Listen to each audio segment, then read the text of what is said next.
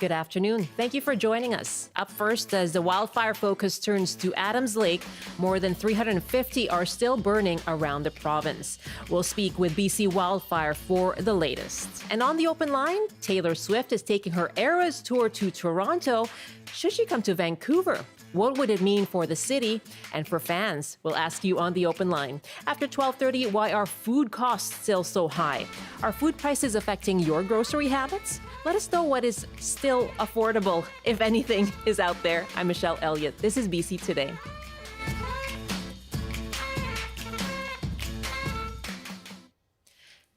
Thank you for joining us on CBC Radio 1 and live streaming on CBC Gem, cbc.ca/BC, and on the CBC Vancouver YouTube page. Good to have you with us.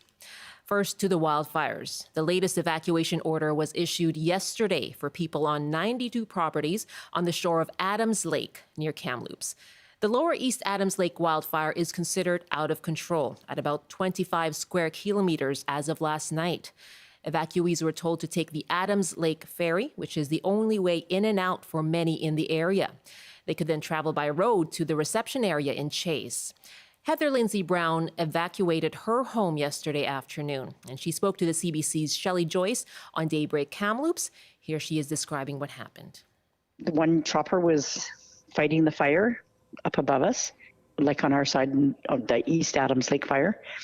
And then I was sitting in my house and I heard what I thought was a plane. And then my neighbor came banging on my door and saying, "Come and look at the fire, come and look at the fire." And it had taken right off. It just blew up the whole mountain. What did that, how did you feel? Well, I started packing all my stuff up, more than I already had packed. It was very terrifying for everybody. Now you were, I know there's just a ferry, right? You only have ferry access. Is that correct? Yes, that's correct. How did you get off of your property and onto safe land? I just drove to the ferry. I missed the first one, the one that was right in front of me. I was the next one to get on. And then when the ferry pulled up, there was a bunch of green trucks on there. Apparently, I heard they were from the States. Firefighters were coming from the States over our way.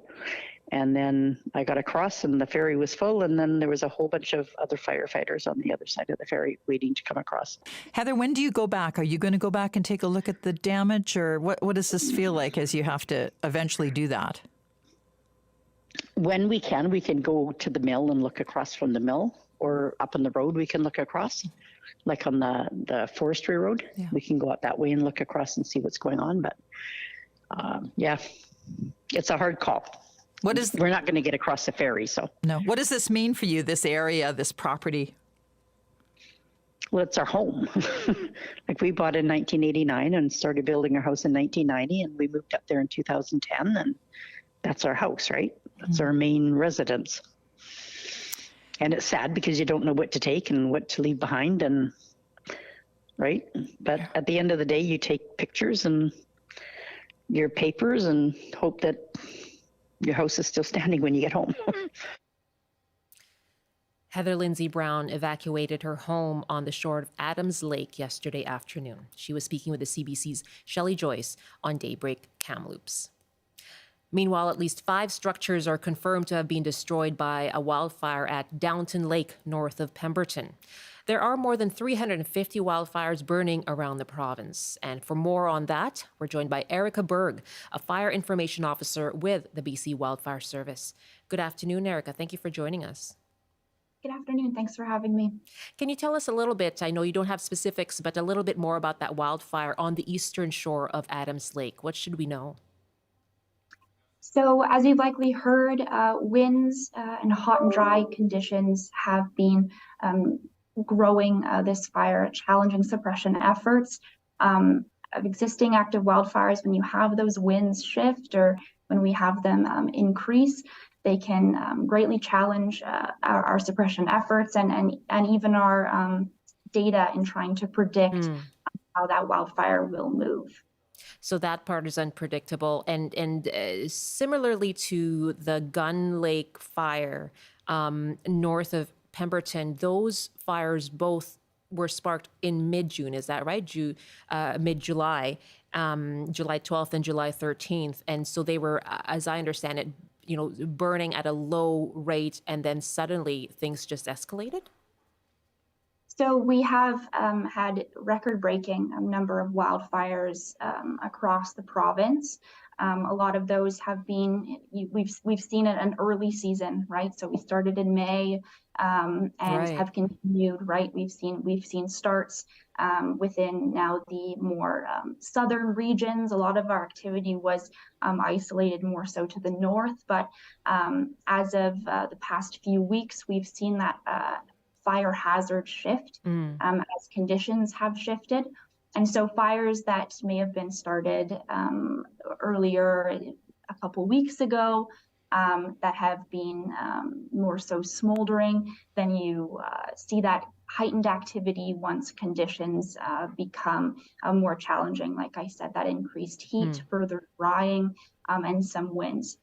So as you can imagine, with the amount of wildfires that we have burning across the landscape, and just the nature of fires, it's unlikely that fires can be considered out until they've run their course, or if we are lucky or successful with our initial attack. So that means when it initially ignites, and keeping it to that small size. But with conditions, drought conditions across BC, as well as just these hazardous fire conditions, it has challenged our ability in some areas to extinguish those wildfires. How challenging is it to even monitor those fires that may be smoldering? Yeah, that's an interesting question. BC is very large, and so there is a lot of landscape. Especially in more of those northern regions, it's rather remote. So we have some fires that may pop up and extinguish with favorable weather. We may not even be able to record. Although we do have technologies now that are able to pinpoint hotspots and such. But it continues to be a challenging season for us in many ways. And we are expecting going into this long weekend for that activity to continue. So I'm not seeing much reprieve over this weekend. Still hot and dry, especially in the south. And then with some potential instability, we could see some lightning activity. And then with very highly susceptible fuels, those could ignite. And so we're focusing on initial attack response. That's when that initial attack comes into play. I was going to ask you about that, the forecast for thunderstorms in the interior. You mentioned we're heading into the BC Day long weekend. It is a big one for travel around the province. So what should people know as they head out about that fire risk? So if you are traveling across throughout BC, please be aware of wildfires in your area. There are a number of resources that you can use when you're traveling on highways. Reference Drive BC if there's any impacts to roadways. As well, please utilize our mobile app, which shows you the vast number of wildfires across our province, as well as continue to monitor our social media channels. That's where we deliver updates on active wildfires, as well as some good news stories if folks are needing some of that. And also be aware of the area that you're within and the local jurisdiction you may fall under. So when it comes to evacuation alerts and orders, though the BC Wildfire Service does recommend what should come into play, it's ultimately those regional districts or other local governments, First Nations authorities that do implement those orders or alerts. So to please be aware of where you might be and the channels of information that you should be staying in tune with. Erica, thank you so much. We'll get people updated on websites that they need to be aware of. Thanks for your time. Thank you very much. Erica Berg is a Provincial Fire Information Officer with the BC Wildfire Service. And you can go to bcwildfire.ca for more information. And for evacuation information, if you are someone who has been evacuated from your home or property, the website there is ess.ca. And if you'd like to share your situation with us or email a photo of what you are seeing out there around the province, you can give us an email. It's bctoday@cbc.ca. It's 16 minutes past 12 o'clock now, past 1 o'clock in the Mountain Time Zone. And on to pop culture now that's making big news everywhere. Canadian Swifties, or that's how we know Taylor Swift fans, are celebrating today in Canada. The music superstar just announced 6 concert dates in Toronto for her Eras Tour. She's set to play at the Rogers Centre there in November. Now, in June, fans were devastated when Swift announced 40 new dates, but none in Canada. So that's good news for people who can go to Toronto or in Toronto, but no concert dates for this side of the country. Now, for those listening who are unfamiliar with Taylor Swift's work, here's some of what you're missing. I have this thing where I get older, but just never wiser. Midnights become my afternoons. When my depression works the graveyard shift, all of the people I've ghosted stand there in the room. It's me. That's some of the song Anti-Hero by Taylor Swift. It's hard to pick one song.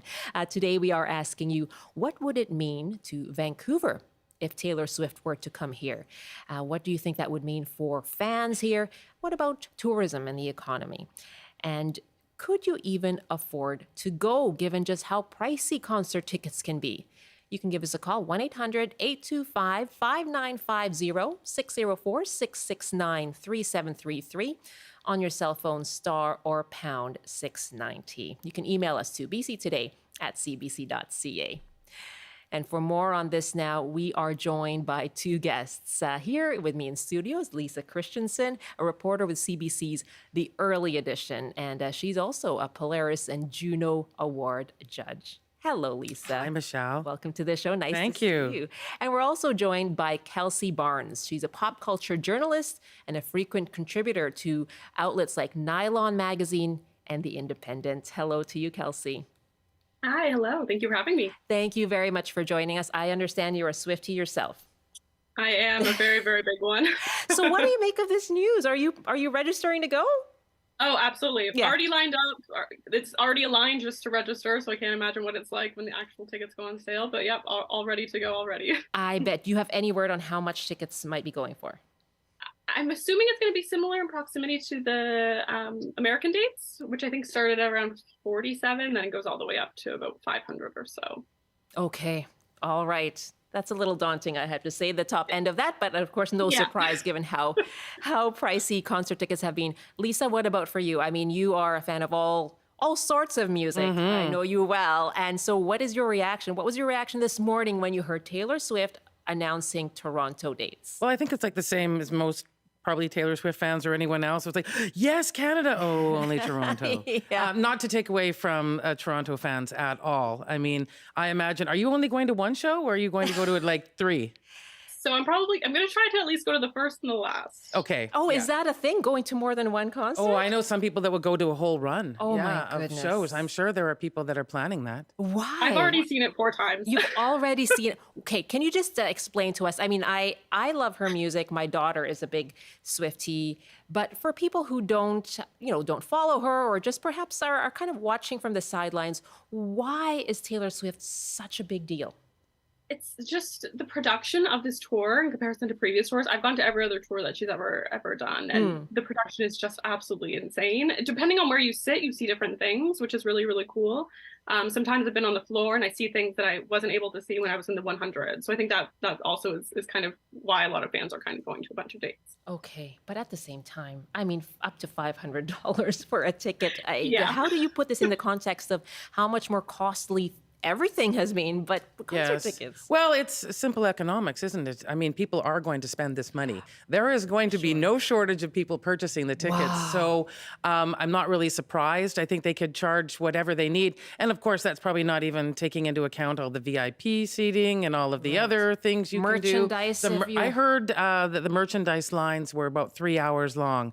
at venues. Oh my goodness. Okay, so I don't know where people are getting this money because we've been talking about this, the cost of living. What kind of impact, I'll ask you both, can a concert, a huge show like this have on a town or a city that it stops at? Lisa? Well, I think we've already heard that in Chicago, it made a huge blip on their economy. Like they could actually sense it, almost like that earthquake out of Seattle, which apparently happened when they played Shake It Off. It actually registered. Oh my good, really? As an earthquake in Seattle.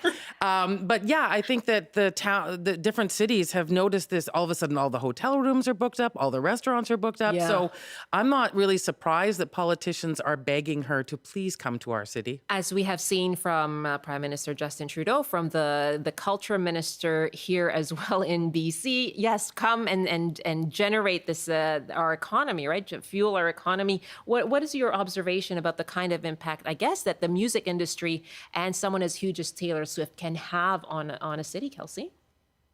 I mean, just kind of speaking in regards to Toronto, obviously she's coming in November. That's not really a prime tourist season. So to have kind of everybody trying to flock here, I think will be great for, our economy, obviously after the summer. So, it's almost going to be basically going to be winter time at that point, which isn't really a great time to be coming to Toronto, but it'll be great for us, for the economy, for sure. And let's be clear, when you talk about people who are registering already, we're not talking about this November, right? This is November 2024. Yeah. Yeah. So you got time to save money. You got time. You got time to put away some quarters, I was going to say mark your calendars, but I don't think 2024 calendars are out just yet. Yeah, no. I think you have a chance to save up some money. And, who knows how much the T-shirts are. I haven't even heard. Yeah. Well, yeah, I guess you'll be lining up for T-shirts as well. 3 hours, I hear. Yeah. I would probably do that. But, that's just me. We're asking you as well. So Taylor Swift has announced no fewer than 6 dates in November 2024 in Toronto. This has caused a lot of stir in Canada because she previously did not have any Canadian dates announced on her Eras tour. It is huge. We're asking you, should she come to Vancouver? And what difference would that make, do you think? What impact would that have on Vancouver, on fans here? Are you planning to go to Toronto yourself? You can give us a call, 1-800-825-5950, 604-669-3733, star or pound 690 on your cell phone. And my guests are Lisa Christensen here in Studio CBC Zone, and Kelsey Barnes is a pop culture journalist, frequent contributor to Nylon Magazine and The Independent. And we have a call now coming in from Victoria, and Sheena is on the line. Hi there, Sheena. Are you a Swiftie yourself? Oh, I absolutely am. Especially her earlier, more country stuff. I love it. I heard someone say that this morning, that they preferred the early Taylor Swift before she became a little bit more pop, I guess. But yeah, tell me about your fandom and what you think of the tour. Well, I'm glad she's added Canadian dates. I think that's wonderful. But I wish she had more of a conscience. I think that all Swifties should be able to afford to go. I just don't approve of big prices. And she could negotiate with promoters and say, I am not going unless 3/4 of the I'm not going to perform unless 3/4 of the tickets are affordable, because people make masses of money off of this. But more importantly, if she cared about the planet, she would say no merchandise, because the planet's alternately on fire or flooding. So we have to reduce production of stuff, and we have to stop buying stuff, especially us spoiled people in the West. We just have to stop buying it. And by the way, the lamination on T-shirts is made out of oil. Okay. Sheena, yeah, so stop buying stuff. Listen to the music. Go dance like crazy, but don't buy stuff. Great. Sheena, thank you very much. That is such a dilemma, isn't it? Kelsey, the dilemma for pop stars, for musicians now, they don't make a lot of money off the music itself. They make money off concerts and merchandise, I suppose, but do they have a responsibility to their fans to make things, affordable, but also to be climate conscious? I do think they should be climate conscious. I definitely think that should be a thing. I know Coldplay has something to do with fans jumping on the floor and help generate electricity for their shows. I'm not super familiar with it, but Okay. I think if more and more artists did things like that to kind of combat the climate change, that, obviously all the trucks, I think Taylor has 50 trucks in order to Right. kind of, maneuver all of her tour stuff around. I think probably in the future she'll definitely implement that, because I know that's something that she's thinking about for sure. Lisa, have we seen that for more musicians, trying to take a stand when it comes to concert ticket prices? We've heard as well that didn't Taylor Swift take a stand against secondary selling? Yes. And that contributes to the prices, of course, but also making a statement about climate change. Are we seeing more of that from the music industry? We are, and we saw a lot. Kelsey might be familiar with Robert Smith of The Cure, got very involved with the ticket pricing and was very angry. And you saw him on social media all the time trying to get ticket prices dropped. And I actually went to the show, and the T-shirts, for anyone who is a concert goer, the T-shirts were $35. Okay. Which is unbelievably cheap. Yeah.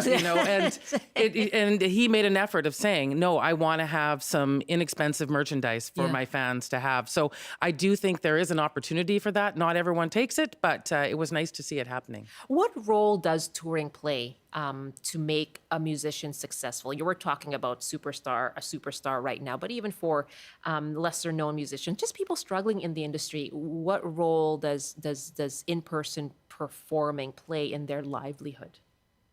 Well, it's pretty much everything now that we don't buy CDs. We don't. Right. I mean, when we talk about vinyl resurgence, I mean that is not really. It's quite niche. It's quite niche. It is quite niche, exactly. So the only way a band can make money is touring and selling merchandise. I did speak to a local band once who just said they sometimes feel like a T-shirt company that plays music. Really? Because that's how important the merchandise is to them. Yeah, and when you look at even other musicians doing, even other kinds of products, right? Whether it's clothing or even makeup, or getting into all kinds of different kind of deals and the products that they're selling. Yeah. You can see that. Yeah, But these are the big. We're talking top tier artists now. Yeah, that get who a have chance the to name do that. to be able to do that. For the lower tier, Sure, absolutely. the touring and merchandise is everything. Yeah. What about you, Kelsey?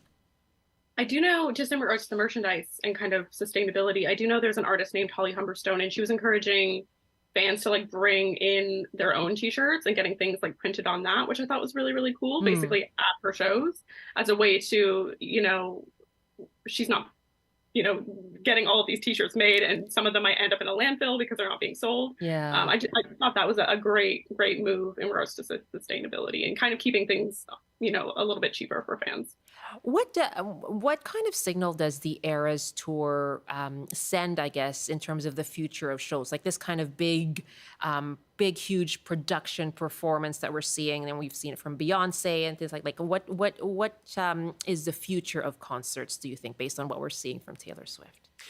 Well, I read that this is being described as Beatlemania. Wow, yeah. That's how big this tour is, and I think it's great news for the music industry to see this kind of interest in an artist. And I think for a long time we, people who write about music have like, who's the next anything, right? Like, who's going to be that next big star that can really fill venues? Who can be a rock star?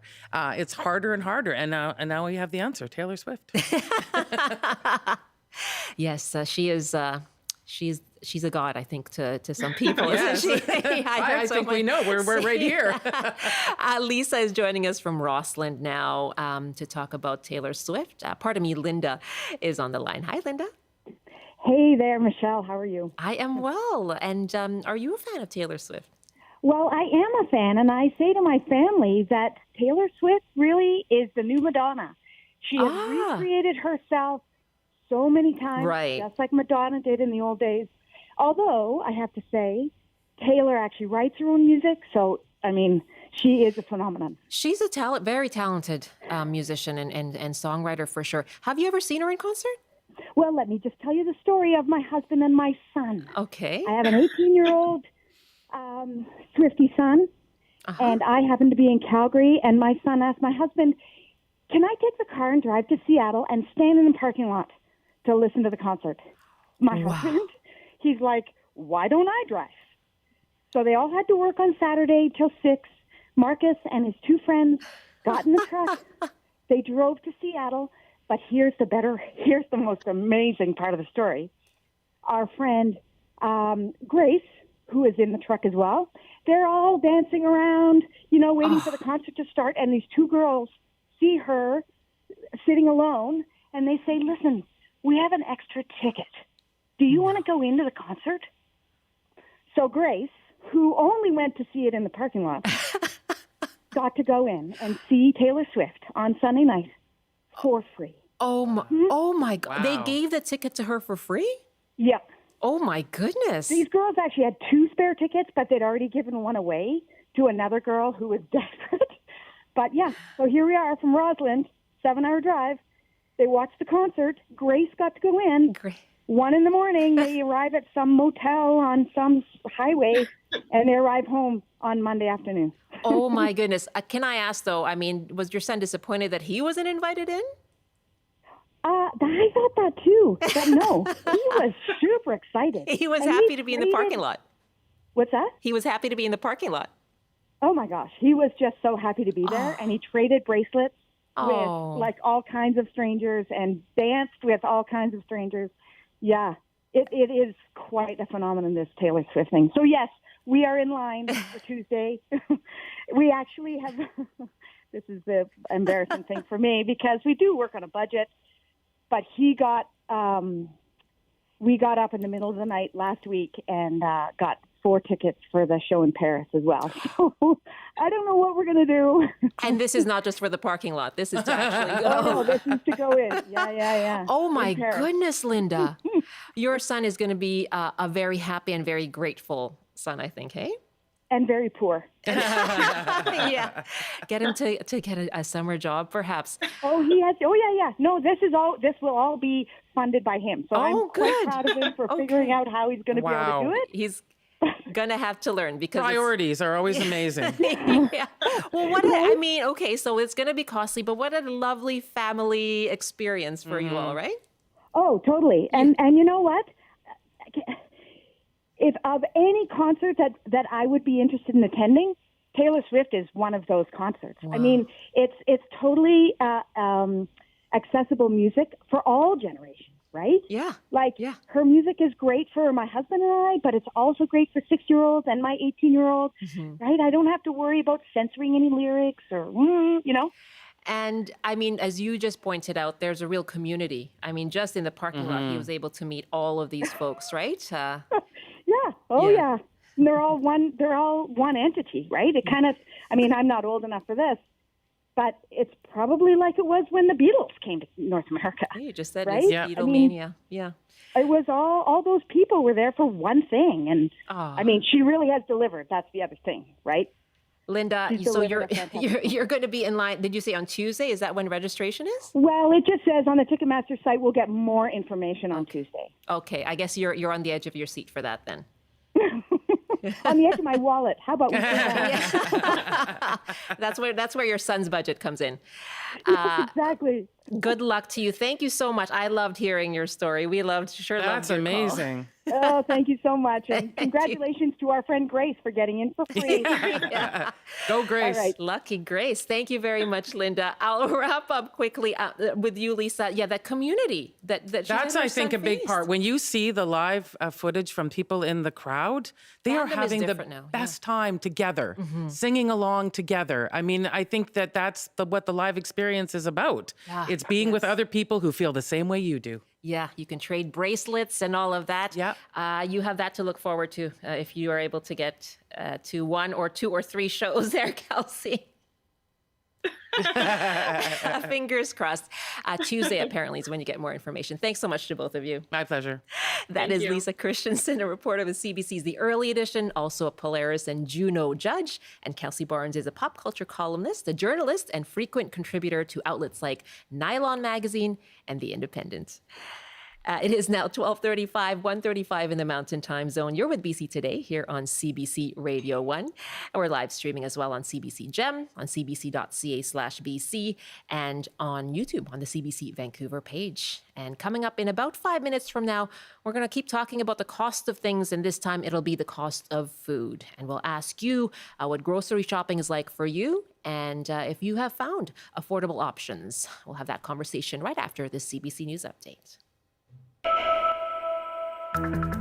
A fast-growing fire in Adams Lake, northeast of Kamloops, has forced an evacuation order. People at 92 properties on the east shore of the lake have been urged to leave.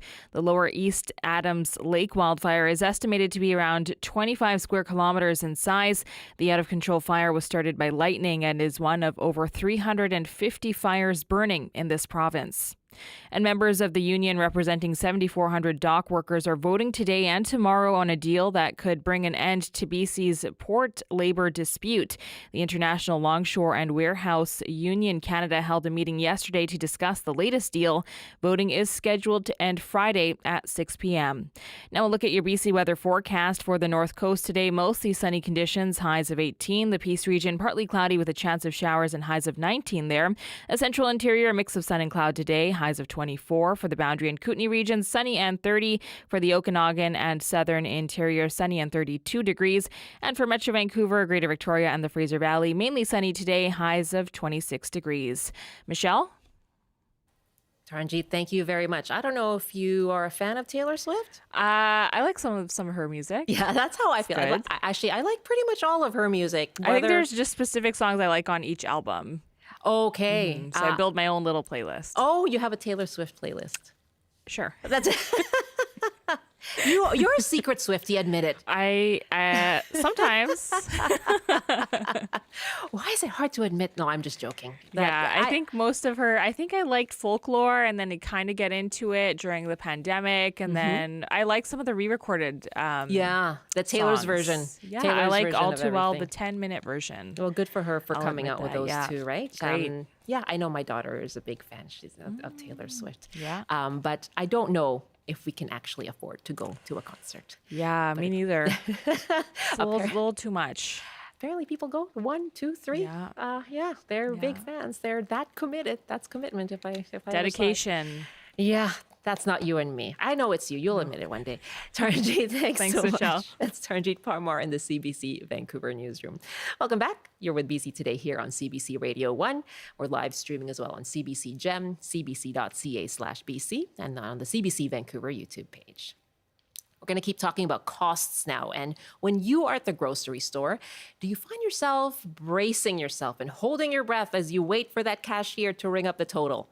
Yeah, food prices remain stubbornly high despite inflation cooling somewhat. And Dalhousie University's Canada Food Prices Report by the Agri-Food Analytics Lab predicts that this year, an average family of 4 will spend about $1,000 more on food than last year. And at the top of the ledger are vegetables, dairy, and meat. We're asking, why are food costs still so high? And how do they affect your own grocery shopping habits? Have you found some affordable options and recipes that you turn to? You can give us a call, 1-800-825-5950, 604-669-3733, on your cell phone star or pound 690. You can also email bctoday@cbc.ca. And joining me here in our studio is Colleen Wiseman, the academic director of the Master of Food and Resource Economics at the University of BC. Hello, Colleen. Good afternoon. Good afternoon to you. Thank you so much for being here. Very happy to be invited. You were part of this Canada's Food Prices Report. Tell us what you found. Well, the price report comes out every December. So in this current time, December is quite a long time ago. Yes. So we're working on the next one, which will be based upon sort of from now to October prices, and they're released in December. But that doesn't mean we don't follow those prices all the way along. So I'm certainly happy to talk to you a little bit about the things that are happening at the current time as well. Yes. Let us know. What are people seeing out there? Well, the good news is that the prices are going up, but at a lower rate. So that's the little tweak There of you good go. news Hold that on we to can that. actually Yeah, go with. yeah. Exactly. But prices, of course, between looking at the difference between CPI versus sort of the general consumer price index versus food prices, the gap is still quite substantial. Right. As in, our inflation rate is coming to around that 2.9, something like that, whereas our prices of food, as we all know, because we're all out there doing that grocery shopping regularly, are still quite high. Yes. Not all categories, but still quite high. And tell us about the categories that do remain stubbornly high. Yeah, those would be some of the dairy ones. Those would be select types of meat, not all meat. Okay. Pork and poultry are coming down, Yes. but more other ones are not, and within certain cuts. Oil continues to be quite stubborn associated with that, and particular types of vegetables. But on the flip side, interestingly enough, tomato, lettuce, lots of fresh vegetables are coming down. And so there's sort of this gleams of positivity in the sense that, yes, we can see that things are calming down within that market. I was at the farmer's market a couple of weeks ago, and I did see some tomatoes that I thought were pretty reasonable. And you kind of go, oh my goodness, okay, better snap some up now. I spoke with the Small Ranchers Cattle Producers Association yesterday on the coast, small beef producers, about how hard it is right now for them because of the hay shortage and drought conditions. Is that part of why perhaps beef continues to be high? Yeah, that could be part of it. You know, it's really quite a dynamic type of system when we think about it. I mean, I'm an economist, so of course I think of things in terms of supply and demand. So when we're thinking about those supply chains, of course in meat, if you're looking at meat, it's going to be connected to what goes into meat. As in, yes, the grains, but also things like transport, you know, along the whole supply chain, who's looking at, you know, the abattoir, looking at the processing, looking at the retail, all the labor costs, all the energy costs, all the, you know, along that way too. So the hay to the final product is one contribution, but is not all the contribution for sure. And that kind of is what makes it complicated to get to the answer to this question, right? Why prices continue to be high for some of these products. You know, there's the debate over the greedflation and protests from the grocery store CEOs from that. But we know, you know, NDP leader Jagmeet Singh has really been raising that issue. And this week we heard from Bank of Canada researchers who said that company profits they have found did not fuel inflation. But how complicated is it and how important is it to get to the root of that question? Yeah, those are good resources in the sense of looking at, you know, where do they fit? It's complex because we are looking at geopolitical. I mean, we are talking about, you know, the embargo in terms of wheat, those factors that will certainly have some impact. Secondly, for sure, this greed inflation is something that keeps coming up, but the research is not really showing it. The corporate profits, the Bank of Canada one, but just in terms of looking at the relationship over that time and the percentage over that time, as well as, interestingly enough, looking at the UK, looking at US and all over Europe, the gap between sort of the actual inflation versus food price inflation still is there. So it's not to do with Canadian concentration of grocery stores if it's happening in all these other countries as well. And the same thing in terms of sort of the price levels associated with it. So it's complex, but it might be wrapped up, you know, in this world of sort of supply and supply chain, because we are looking at costs. And when we're thinking about costs, it's energy, potential of wages. We're looking at overhead costs. All of those ones will come into play as we are, you know, looking at what exactly is there. But it's a very interesting quandary. There's no question about this gap. This is a unusual element for sure. I'll ask you in a moment as well, what does need to change in terms of policy and perhaps what people can do, but I'd love to put out our phone numbers once again. My guest is Colleen Wiseman, Academic Director of the Master of Food and Resource Economics at UBC. And we are asking you, why are food costs still so high? And how do these food prices affect your own grocery shopping habits? What are some affordable options and recipes that perhaps you have found and are turning to? Love to hear from you. 1-800-825-5950, 604-669-3733 on your cell phone, star or pound 690. And Karen is joining us now from Victoria. Hi, Karen. Welcome to the show. Hi. Thanks for having me. Interesting topic. And my input would be that I have stopped buying meat and dairy and eggs. Just they were going up and up and up. And the good news is that we don't need to eat meat or dairy or eggs for protein. You know, eggs are a high source of cholesterol as well. But a great replacement is chickpeas, lentils, and you know, we can. There are, you know, less costly inputs into growing and consuming those products, which is your guest might be able to speak on. But my grocery bill overall has gone down. I do keep a staple supply of dried beans and lentils and rice on hand, but especially in the for beans and legumes, I keep a stock of cans. They are still by far cheaper, you know, ounce per ounce or pound per pound compared with meat, and better, you know, like healthier protein. And they, you know, you throw a can of beans into anything, a salad, a stir fry, or a and you've got the protein. And I love chickpeas with just jarred butter chicken sauce. That's an easy lunch for me, Karen. So did you actually into anything, right? So did you actually make that change because of the prices that you're seeing right now then? That was one of the reasons.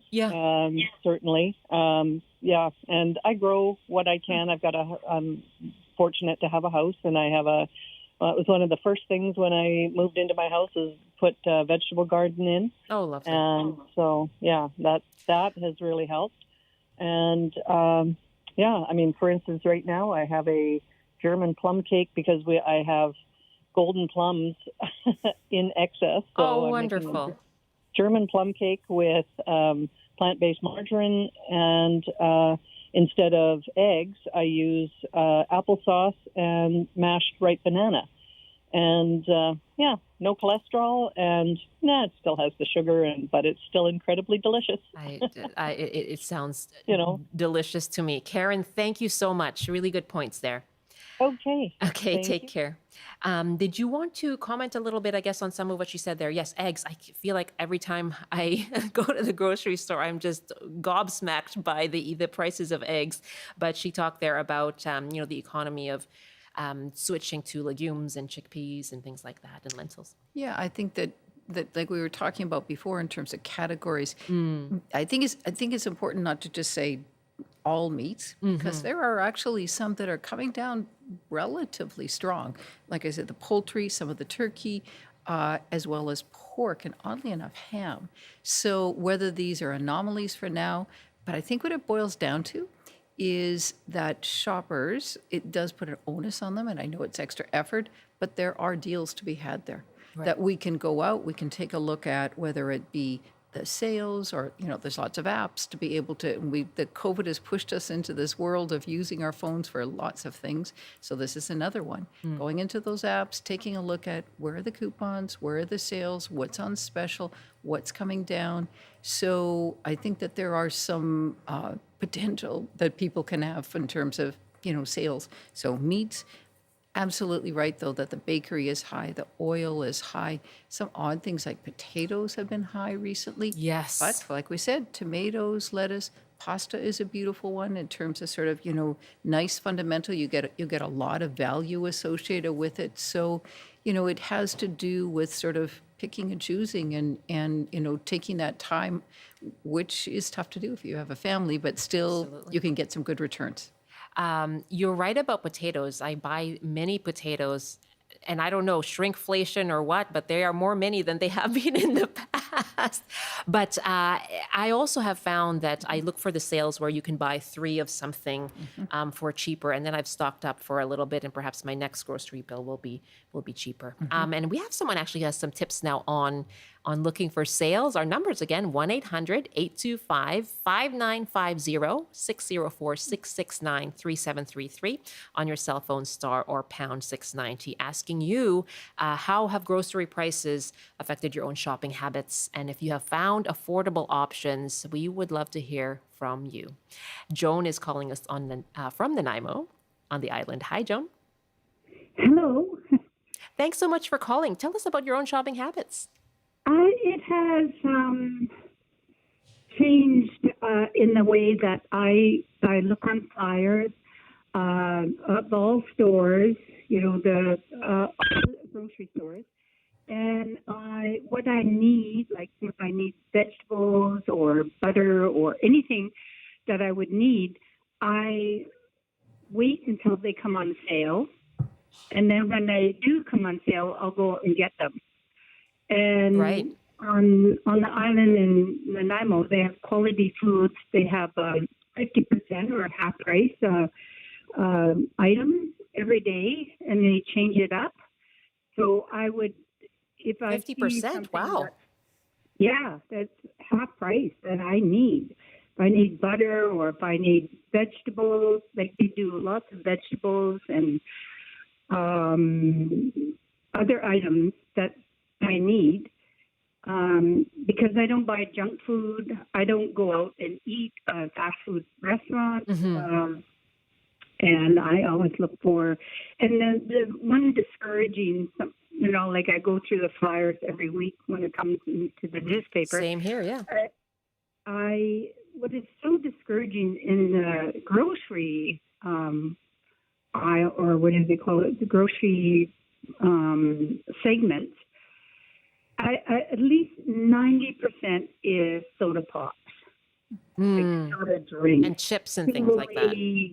By carton, by sixes. Right. Like it's soda pop. Like I don't understand why, and I don't buy soda pop because I just don't drink it. Right. And why, and my daughter said, well, maybe it's because of the soda companies are paying for their advertisements. That's a good point, Joan. I'll put that to Colleen right now. Thank you so much for the call. So looking for things on sale, looking through the flyers. But I have found that, too, that there's a lot of junk food on there. How can we focus on eating healthy when we're going through the sale items? Well, I mean, one always says that, when you even go through the grocery store, there's entire aisles that have chips and those. But of course, don't forget, they put those things there because we demand it, right? We go through it and we want those. If that square footage wasn't selling, you can be very clear that those companies would say, okay, let's put organic foods in there, right? So it has to do with that. In terms of sort of whether advertisers, pay for these kind of things, of course, there's cooperative advertising. But again, they're not going to do it unless people buy it, right? We do have that food sovereignty that we decide to buy or we don't decide to buy associated with it. But I do think that the person who called in has a really good point about this idea associated with looking at flyers, looking for deals. I have seen anecdotally that grocery stores, they are trying to put more things on sale. You walk in and there's these things on sale and those things. And so they're highly aware that they want to keep us as customers. And they are, looking at these bundling things, looking at discounts, looking at coupons, those aspects associated with it. So there, we need to sort of maybe try to sort of see those elements. It's still hard, but that's part of it. If you can answer just quickly, because I want to go to a caller here. What is the rationale? What is the thinking when it comes to companies?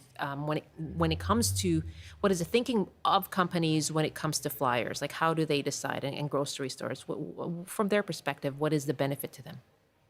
To actually putting the range, the type of products that are in there, or on sale?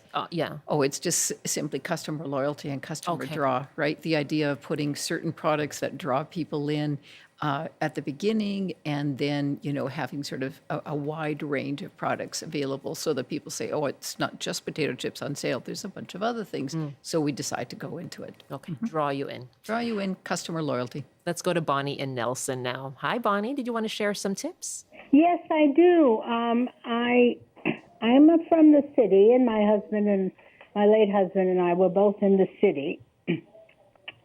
And I always, when we didn't have a lot of money, we always used the flyers and anything. But then we moved to the country and in the Spokane Valley and farmed for 35 years. And now I have an urban garden, and I grow a lot of my own food. Now, I'm very, very fortunate because I have, a good lot size here, and I know how to grow intensively, like French intensive gardening. But I don't even shop in commercial stores now. I go to the co-ops, and I'm part of the co-op. And when you're part of a co-op, you can at least be have your say in what is in the store and the prices and everything. What a great community approach, Bonnie. Thank you so much for that. I understand from the notes as well that you share your food from your farm with others. Yes, I do. Which is wonderful. Let me just quickly put that to Colleen, because our earlier caller also said, I grow some things. So in just about 30 seconds or a minute, how much of a solution can that be, growing your own food? Well, I think that it's always a solution if you have the time, the expertise, and the land to be able to do it. Yeah. But for those of us who live in the city or have, smaller lots and smaller areas, it's a little bit of a relief. And of course, it's nice quality, and it is a real great thing to connect to the land. But in terms of a long-term solution, that of course, we depend so heavily not just on the quantity, not just on the quality, but the variety of the type of products that we have. What is a policy solution that we can look at? That's a tough one. Yeah. There's been many ones put through. I think the thing to think about is that these prices, we all feel it, right? We walk into the grocery store and we are, okay, so, everybody has it. But we also know that there's certain people who are feeling it much more. Yes. And what we mean by that is that the people who are on fixed incomes, people who are on low incomes associated, they will feel it. It's a bigger part of that. So if we're talking about policy, from a fairness point of view, it's policies that provide some relief in that particular area. Not just tax relief, because these are people who usually don't pay much taxes, but is there something that can be done associated with those particular areas? On a bigger picture, looking at government's role in terms of infrastructure, looking at investing in R&D, looking at investing in innovations in the bigger supply chain. Really good to have this conversation with you. Thank you so much. Thank you for the invite. Happy to talk about it. We'll have you on again. Colleen Wiseman is Academic Director of the Master of Food and Resource Economics at UBC. Alfred writes, I'm struck by how different the markup can be from one retailer to another. We now do a once-a-week split shop, big brand and house brand items from a retail giant and then a neighborhood grocery. That's it for us today. You can listen again on CBC Listen. Watch us again on YouTube. I'm Michelle Eliot. Thank you for listening and watching.